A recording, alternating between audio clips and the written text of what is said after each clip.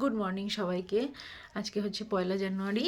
তো 2020 সালে আজকের দিনে আমার শ্বশুর মারা গেছিলো। তো এটা হচ্ছে প্রতি বছর কীর্তন দিই বাড়িতে, কিন্তু এই বছর নারায়ণ পুজো দেবো। তো চলো নারায়ণ পুজোর জোগাড় করে নিই। তো এই দেখো নারায়ণ পুজোর সব জিনিস, টোটাল 30টা কলা লাগবে বলেছে। এই যে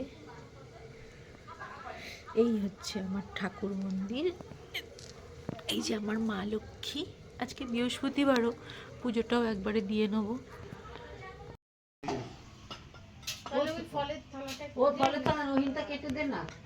এখান থেকে ছোট ছোট করে একদম টুকরো টুকরো করে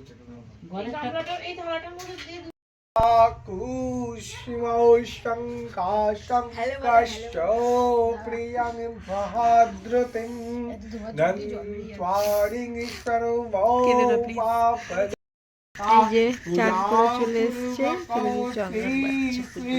নাম নারায়ণ পূজা করমহং ওম ঋদ্ধিং ভাবন্তো দেগ্রবন্তা ওম ঋদ্ধিং ভাবন্তো দেগ্রবন্তা ওম ঋদ্ধিং ভাবন্তো দেগ্রবন্তা।